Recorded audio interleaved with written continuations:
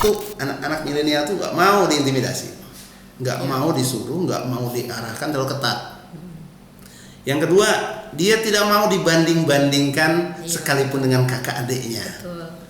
Nah itu jangan sampai terjadi. Betul. Terus kemudian yang ketiga, tentunya kita boleh membebaskan dia memilih sesuatu, tapi kita harus tahu apakah betul dengan minatnya, apakah hanya bawaan teman-teman komunitasnya.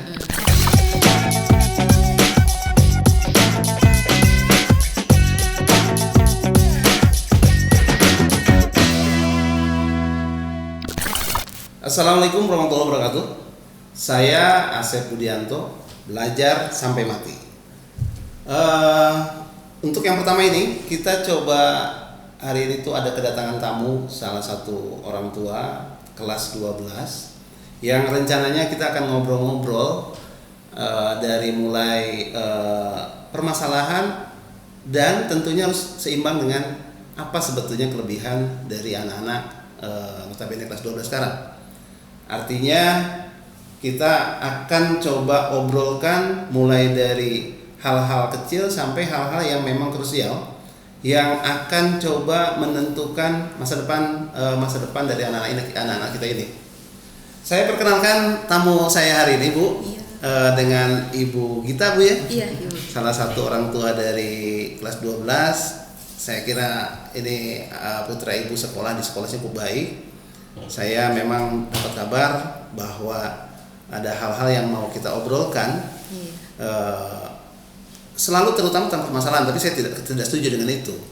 Artinya ketika kita bicara satu permasalahan sebetulnya sangat tersembunyi ada sesuatu kelebihan yang kadang kita tutupi dengan suatu permasalahan. Iya. Nah ini yang coba kita akan obrolkan. Mungkin dari Ibu silahkan apa mungkin yang kita akan coba obrolkan tentang permasalahan anak kita ini. Mangga, silakan. Ya, makasih Pak Asep sebelumnya. Assalamualaikum. Saya dengan Gita. Saya mama dari Farhan. Di anak saya kelas 12 yang kebetulan sebentar lagi mau UTBK. Jadi saya memang lagi mencari tempat untuk yang tepat lah untuk Farhan bisa melatih dirinya karena dia untuk persiapan UTBK sih terutama. Betul. Karena saya tahu itu nggak bisa didapetin dari rumah atau nggak bisa dapetin cuma dari sekolah. Betul. Makanya saya dapat info dari beberapa teman dan saya coba kontak Pak Asep sebelumnya untuk janjian dan sekarang ya alhamdulillah saya bisa ketemu sama Bapak di sini. Betul, Bu. Jadi ini saya harus sampaikan ke Ibu. Kalau kami coba obrolkan ini karena permasalahannya bukan berteori nih, Bu. Iya. Ya kebetulan 92 saya sudah ketemu dengan permasalahan yang hampir mirip walaupun tetap berbeda. Iya. Tapi selalu hampir mirip. Jadi 28 tahun yang lalu 92 saya sudah ketemu nih angkatan anak-anak kelas 12 yang mau menyeberang coba ke perguruan tinggi. Iya. Permasalahan tetap variatif, tapi pada umumnya kesalahan terbesar bukan kesalahan sebetulnya, ketidaktepatan kita mengkondisikan sebagai orang tua. Nah biasanya para orang tua yang sekarang ini mungkin Ibu termasuk atau enggak kan nanti kita coba obrolkan. Artinya kebanyakan orang tua merasa bahwa anak kelas 12 ini udah akan mahasiswa sehingga tidak bisa mengatur atau tidak bisa mengarahkan, jadi akhirnya menyerahkan ke anaknya. Nah anaknya nanti kebingungan. Sebetulnya anak-anak kelas 12 menurut pengamatan saya bertahun-tahun ini tetap, Bu, perlu pengkondisian, pengawalan, kemudian arahan dari orang tua. Iya.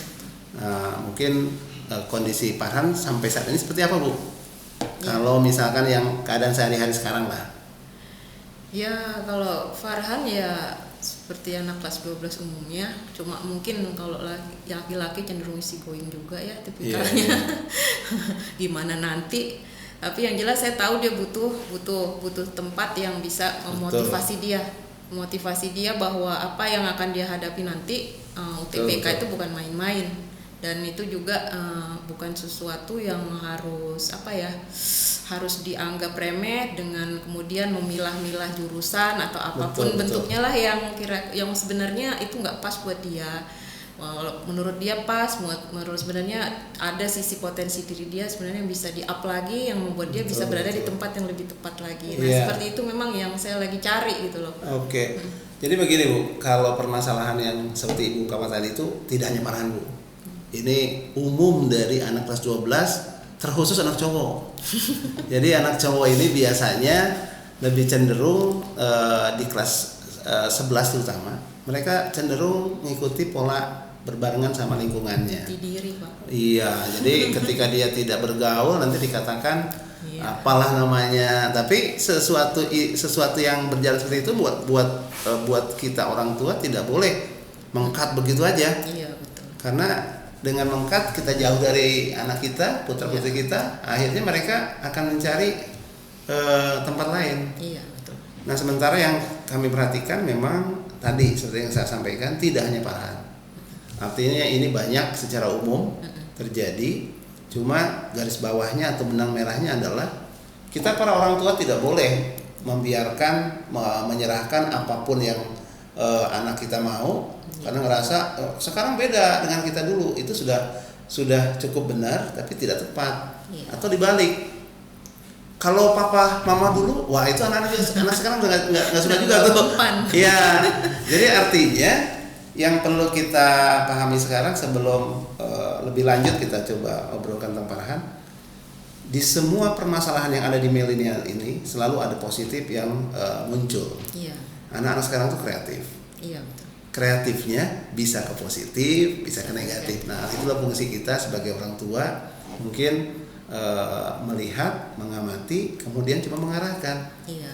Karena ternyata anak-anak kita ini Bu, kita cuek, dia juga tidak terima. Kita terlalu ketat atau intimidasi dan lainnya, mereka nggak suka. Lari. Nah, ini yang harus kita gali bersama. Bagaimana memperlakukan atau memposisikan anak-anak kita. Iya. Saya dengan sangat yakin Farhan dan teman-temannya ini anak milenial punya kecerdasan yang lebih tinggi dibandingkan angkatan-angkatan sebelumnya. Iya, betul. Cuma memang lingkungan dan komunitas lah yang kadang harus kontrol dari orang tua. Iya. Bukan berarti juga kita menghambat atau menghalangi mereka untuk bergaul. Cuma kita harus lihat sekat kalau perlu, kapan harus kita sekat, kapan kita perbolehkan. Iya. Karena saya sangat yakin Farhan sekolah di sekolah yang cukup baik. Sekolah cukup baik, lingkungan di rumah cukup perhatian, itu yang sebetulnya mereka harapkan. Nah, kadang-kadang kan kita tidak baca sebagai orang tua. Iya. Ada istilah begini Bu, kalau misalnya ketika SD itu ada raja rakyat. Anak-anak kita sebagai rakyat, kita rajanya. Apapun kata kita ya. Ketika mulai SMP itu sudah mulai raja-raja Bu. SD, SMP, SMA itu sudah kita tidak bisa jadi raja rakyat lagi. Iya. Jadi posisinya hampir sama. Iya. Kita mesti tarik ulur tentang keinginan, tindakan dan lainnya. Iya. Nah, mudah-mudahan ibu bisa memperlakukan Farhan seperti itu kalau masukan saya. Iya. Menggali dengan tidak salah mengintimidasi. Kadang anak-anak merasa ditanya itu intimidasi. Jadi kalau terjadi seperti itu, itulah yang menurut pengamatan dan analisa kami itu yang tidak harus dilakukan orang tua.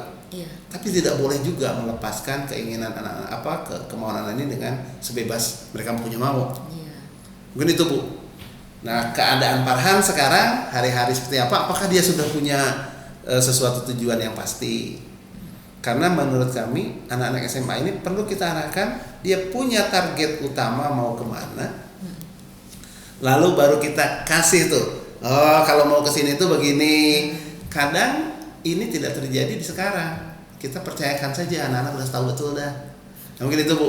Awal dari saya itu kita coba gali sampai saat ini Farhan seperti apa, keinginannya kemana.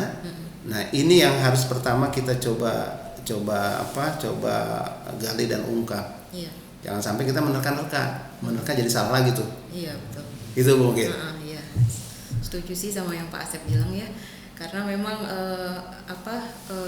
Farhan ini kalau saya lihat sih dia punya tujuan, tapi untuk meraih tujuan itu dasar dia, basic dia belum kuat gitu lah. Ya, oke. Terutama mental dia, apa semua itu kan mesti harus di Setuju, ini ya. iya. Karena kan gimana ya? Contoh nih, kalau secara tujuan dari awal Farhan, kamu gimana mau kuliah bentar lagi mau kemana sih?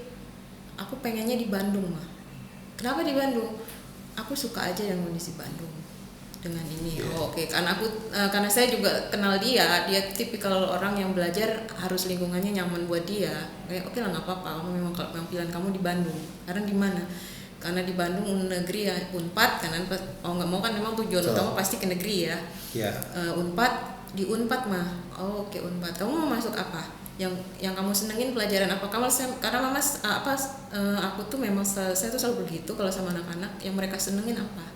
Tuh, setuju Bu. Ya. Jadi memang ini yang sudah tepat Bu. Jadi tinggal sekarang kondisinya adalah backup untuk apa yang dia rasa dia mungkin kurang pede aja. Iya. Unpad itu Universitas Pajajaran di Bandung itu sebetulnya dengan kondisi sekarang nih Bu, tesnya dengan UTBK, jangankan dari sekolah yang Farhan sekarang lagi sekolah, dari sekolah manapun itu kondisinya Bu ya. Anak SLTA dari sekolah manapun beda kondisi dengan 2018 ke sana.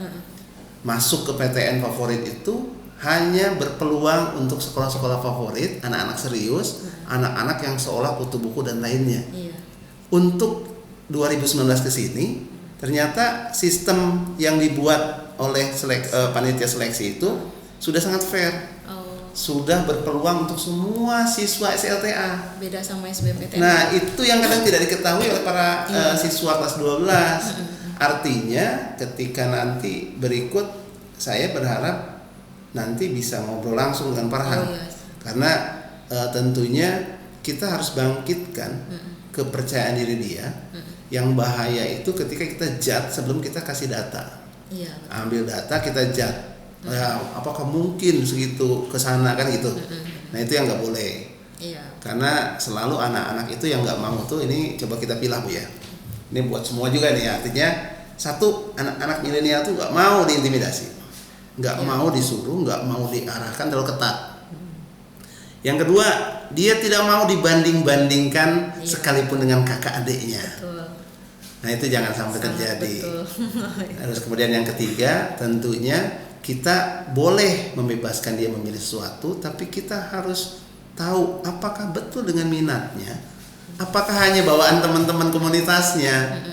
Jadi tentu berikut kalau misalkan kita akan coba kawal ataupun kita arahkan ataupun kita coba kondisikan untuk kebaikan berikut persiapan UTBK-nya, artinya kita sebagai orang tua sekarang tidak boleh hanya sebagai orang tua Bu.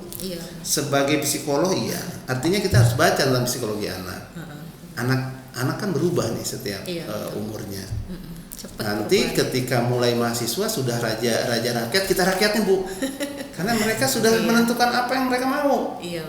Kan nggak mungkin kita telepon Unpad, apakah anak saya hadir? Kan nggak juga. Nah, kita berlaku sebagai raja dan raja sampai di SMA. Jangankan begitu Pak. Orang waktu kemarin aja udah bilang, Mama nanti kalau aku kuliah di Bandung, Mama nggak usah ke sana, aku aja yang pulang ke Bogor. Nah, itu yang paling nggak mau diawasi Bu. Mereka punya sesuatu yang sebetulnya kalau dipandang positif, mereka berkreativitas, nggak mau dibatasi. Benar.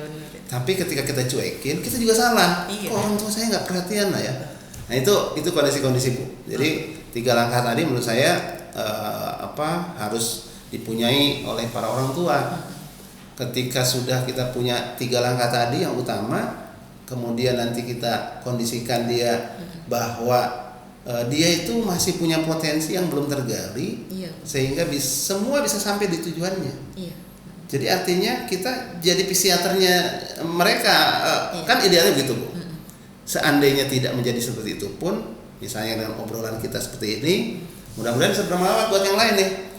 Ini permasalahan seperti ini hampir bisa terjadi 80% di kondisi anak milenial sekarang. Betul. Jadi posisi orang tua betul-betul kita harus tepat di posisi mana.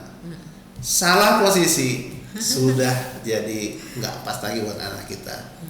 Jadi mungkin begitu Bu dari saya dengan apa yang Ibu ungkapkan. Tentunya Ibu kita sebagai orang tua ini harus selalu tahu dia itu berteman sama siapa. Bukan kita membatasi. Kita lihat pengaruh lingkungan terhadap apa yang dicita-citakan ini pengaruh besar, merubah atau mendorong. Nah, coba kita carikan lingkungan, kondisikan itu di lingkungan yang memang tujuannya memang jelas-jelas menjadi target utama sesuai peminatan. Jangan sampai berusaha semaksimal mungkin hanya untuk cari gengsi. Yang penting masuk ini. Jadi langkah berikut mungkin nanti akan sama-sama Ibu obrolkan dengan Pak Han. Coba digali.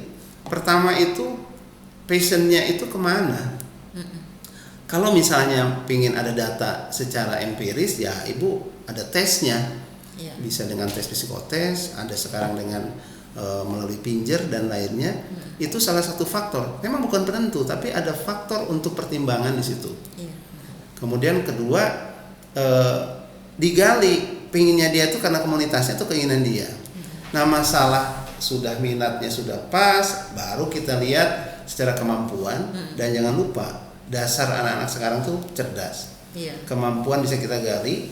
Satu, yang kedua, sistem penseleksian untuk ke PTN di seluruh Indonesia untuk 2019 ke sini sudah fair. Menurut kami sangat fair. Berpeluang bagi semua siswa. Itu yang harus kita tanamkan ke putra-putri kita. Jangan sampai sebelum dia berhadapan dia sudah mundur. Kebanyakan itu, Bu. Apalagi kalau harus saya dalam tanda kutip nih, saya tidak mengklasifikasi sekolah. Tapi ini keadaan fakta. Bahwa ada berlingkungan di sekolah swasta dan negeri itu ada perbedaan, betul. Tapi tidak semua juga di negeri baik, tidak semua di swasta juga jelek. Tapi secara prinsip lingkungan di sekolah swasta notabene SMA biasanya sudah terbranding PTS lagi gitu kan. Nah, cuma di beberapa sekolah swasta yang baik juga tidak terjadi. Nah, ini yang harus kita gali, Bu.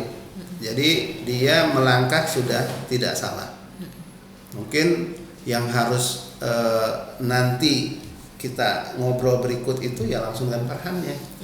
Karena ngobrolan seperti ini tuh baiknya 3 arah, Bu. Sama kita kemudian orang tua, kemudian ada putra-putrinya langsung. Lalu tidak sebagai penghakiman atau apa, tapi kita menggali supaya hal-hal baik bisa kita ungkap. Kalau dari saya itu, jadi tidak bermasalah kalau seperti itu artinya. Cuma langkahnya aja yang belum tepat, kemana dulu, apa dulu kan. Jadi kalau saya harus coba berikan masukan ke Ibu, pertama ya gali dari Ibu. Ketemu, ngobrol, masih bisa ngobrol kan Bu, mapahan maksudnya ada banyak anak sekarang nggak bisa ngobrol Bu sama orang tuanya. Kebetulan aku sih salah satu mama yang katanya sih mama gaul ya. Nah, jadi masih bisa menyesuaikan. Kita udah kayak temen, jadi kalau temennya ke rumah juga ya saya udah tahu sih dari awal saya karakter Farhan saya kenal banget. Makanya kenapa kalau saya dengan dia pilih Bandung pun sebenarnya saya juga nggak masalah buat saya. Pertama dia juga belajar mandiri, mau belajar tanggung jawab sama dia sendiri karena mungkin lepas dari mamanya. Yang kedua Bandung juga bukan kota yang buruk karena dia termasuk kota yang kalau menurut saya sih kreatif ya. Jadi betul. Buat dia mungkin bisa membantu untuk kreatifannya dia lagi. Setuju Bu. Ini harus juga kita garis bawahi. Kalau zaman saya mungkin angkatan saya mungkin kuliah tok Bu. Kuliah tuh kuliah aja bagaimana cara lulus. Anak sekarang beda loh. Sekarang nggak bisa. Bisa berjalan kuliah, bisa juga berjalan belajar bisnis sejalan gitu. Dan itu harus kita coba berikan peluang dan berikan dukungan. Jangan sampai kreativitas anak-anak milenial ini tersekat gara-gara kita membandingkan zaman kita. Kalau zaman kita kuliah bagaimana cara cepat lulus kan begitu. Terus kerja. Nah, untuk sekarang enggak. Mungkin kuliah S1 buat sekarang itu mungkin tidak menjadi hal untuk kerja lagi, tapi sebagai wawasan dia untuk mencari kreativitas, bersosialisasi dan lainnya. Betul. Nah, ketika kita bicarakan itu depan Pak Han Bu, mudah-mudahan dia makin punya kepercayaan diri. Artinya jurusannya apa Bu kalau sudah mungkin tergali jurusan apa? Awalnya dia pengen sejarah. Terus sempat kita ngobrol-ngobrol, memang sejarah karena dia katanya saya agak ini juga sih di sejarah ngapain gitu tadinya sebenarnya kan. Tapi ya udahlah dia udah ngomong panjang lebar. Terus dia sempat ngobrol juga sama omnya. Aku pengen sejarah gini, omnya ngasih wawasan lagi. Sebenarnya apa yang kita mau bisa jadi itu keinginan yang aku belum tentu pas untuk kita ke depannya. Betul. Jadi kamu sebenarnya komunikasi juga bagus, saya juga ngerasa Farhan komunikasi bagus, makanya akhirnya kalau sekarang sih dia beralihnya lama-lama dia mikir sendiri. Aku mau ke Vkom aja deh mah. Oh ya pas, tadinya saya pikir kan hubungan internasional dan sebagainya, cuma ada Vkom, ya sudah kalau emang kamu maunya di situ. Betul. Jadi karena emang dia kalau komunikasi jago sih ngelobinya kalau menurut saya. Itu Bu yang itu menurut saya itu kita mesti tahu betul kelebihan kekurangan putra-putri kita. Selain kita tuh sebetulnya anak-anak kita yang kita dorong harus tahu dia punya kelebihan kekurangan apa tuh. Cuma kan masuk Vkom itu kan nggak bisa sembarangan kan, apalagi itu salah satu favoritnya Unpad juga. Nah itu yang saya sebetulnya selalu. Jadi Farhan mau ngomong Vkom kalau dianya saya tahu, maksudnya dengan kondisi sekarang yang online setahun lebih ya. Itu mau dapat apa UTBK saya tahu gimana. Waktu kakaknya di STAN itu kan tes ininya itu Bu, itu yang kadang saya luruskan nih. Artinya berbeda sangat jauh antara seleksi 2018 ke sana dengan 2019 ke sini. UTBK itu anak-anak seangkatan dengan tadi latar belakang sekolah manapun berpeluang sama. Dengan catatan tentunya di sisa waktu sekarang mereka harus betul-betul pas melakukan apa. Iya benar. Kemudian kalau untuk jurusan dan lainnya saya kira kita akan gali sama-sama. Karena kalau dari kami, dari pengamatan kami secara tim ataupun saya secara pribadi, itu peminatan itu yang paling utama. Jadi nggak lagi sekarang menentukan mau kemana, mau ke UI, mau ke Unpad, mau ke ITS, udah nggak pas lagi. Pertanyaan kita lebih menggali ke potensi. Mau jadi apa? Kalian tuh mau apa? Mau ke jurusan apa? Tinggal nanti berhitung data dari kemampuan. Nah, yang paling sekarang terjadi perubahan, kalau zaman-zaman 5-10 tahun yang lalu, orang tua masih mendorong anaknya ke IPA. Ketika SMA. Sekarang SMA mulai kewalahan Bapak Ibu datanya. Jadi SMA sekarang mulai kewalahan, ternyata anak sekarang mau banyak ke IPS. Nah, permasalahan utama sudah terkondisi banyak guru IPA. Akhirnya sekolah sekarang ketika memilih penempatan IPA IPS karena harus dari kelas 1, mereka kadang kebingungan, tapi nggak boleh kebingungan. Sebetulnya kayak di kami punya placement test untuk ke IPA IPS. Itu harus tergali dengan data, nggak boleh dengan keadaan gitu kan. Nah, sementara sekarang dengan keadaan. Nah, saya berharap tadi mungkin pemikiran Ibu bahwa dulu ke STAN seperti susahnya. Betul UTBK itu perlu perjuangan, tapi tidak serumit saat kakaknya seleksi. Nah, itu mungkin yang harus saya coba sampaikan ke Ibu. Jadi masih memungkinkan untuk dikejar ke Unpad sekalipun, dengan catatan tadi segera terutama Farhan, karena siapapun yang membimbing kalau Farhannya tidak ada motivasi untuk itu artinya saya lebih mendorong ke Ibu bagaimana kita bisa sama-sama mendorong motivasi dia, mempertebal kepercayaan dirinya, lalu dia punya keyakinan penuh bahwa sesuatu yang dia inginkan itu bisa tercapai. Itu yang bisa kita kondisikan sekarang. Mungkin itu Bu. Mungkin waktu lain kita bisa ketemu dengan Farhan langsung. Jadi 3 arah tadi Bu. Jadi kita gali, kemudian insya Allah hal yang diinginkan Farhan dengan Ibu jadi match. Tapi tidak terjadi miskomunikasi, karena miskomunikasi ini bahaya. Kadang si anak kerasa diintimidasi, diawasi, padahal kita perhatian. Kita cuek, katanya nggak perhatian. Nah, itu yang harus kita komunikasikan. Saya kira begitu Bu ya untuk yang sekarang. Nanti coba saya ini secepatnya sih sama Farhan, sama dia harus deal-dealan dulu. Betul. Dan kita ajak ngobrol baiknya Bu. Sampai pasti. terjadi seperti kita mengawasi dan lainnya. Tapi tadi raja-raja lah Bu posisinya. Dia raja, kita raja. Jadi tidak ada posisi berbeda di situ. Mungkin itu Bu. Iya, boleh nanti kalau ini saya kabari Bapak lagi deh kalau untuk secepatnya sih saya ke Bapak lagi. Baik Ibu. Mungkin itu yang pertama sekarang. Jadi mudah-mudahan obrolan kali ini mengenai posisi keadaan anak-anak kelas 12 pada saat bulan-bulan sekarang mereka punya kegalauan mau kemana. Tapi ada peluang buat mereka untuk segera menentukan langkah. Seperti kata pepatah, tidak ada kata terlambat. Tapi ada pepatah berikutnya, berakit-rakit ke hulu, berenang-renang ke tepian. Tidak ada orang sukses dengan berleha-leha saja. Artinya begitu. Pertemuan kali ini saya tutup. Mudah-mudahan apa yang kita bicarakan bisa bermanfaat buat saya pribadi mungkin. Ya. Mudah-mudahan dengan Ibu, nanti dengan Farhan atau dengan kita semua. Ya. Saya kira untuk yang sekarang seperti itu cukup. Saya Asep Budianto. Konsep dan moto saya belajar sampai mati. Tidak ada hal yang tidak belajar sampai mati. Semua tetap masih kita perlu belajar, siapapun ukurannya. Terima kasih. Wassalamualaikum warahmatullahi wabarakatuh.